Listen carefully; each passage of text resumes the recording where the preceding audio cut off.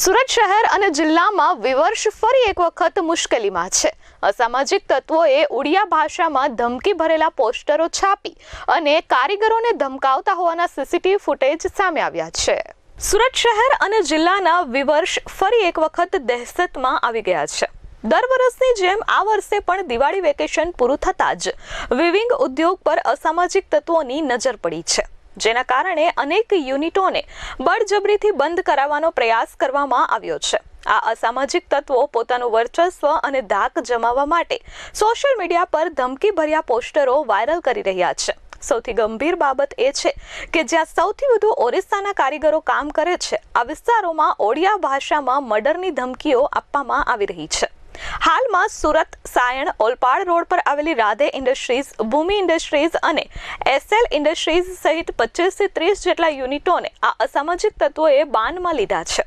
આ તત્વોએ યુનિટોની બહાર પહોંચીને કામકાજ બંધ કરાવવા માટે સીધું દબાણ કર્યું હતું। યુનિટની બહાર કેટલાક સામાજિક તત્વો પહોંચી જાય છે અને યુનિટ બંધ કરાવવા માટે દબાણ કરે છે। આ સમગ્ર ઘટના ત્યાં લાગેલા સીસીટીવી કેમેરામાં કેદ થઈ ગઈ છે।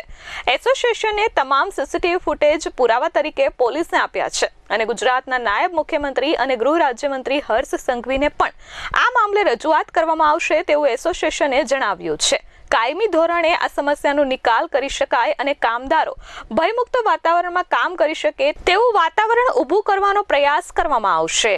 સુરતના વિવિંગ ઉદ્યોગને છેલ્લા ઘણા વર્ષોથી દિવાળીનું વેકેશન પૂરું થાય અને તરત જ અસામાજિક તત્વો લુખ્ખાઓ સક્રિય થતા હોય છે।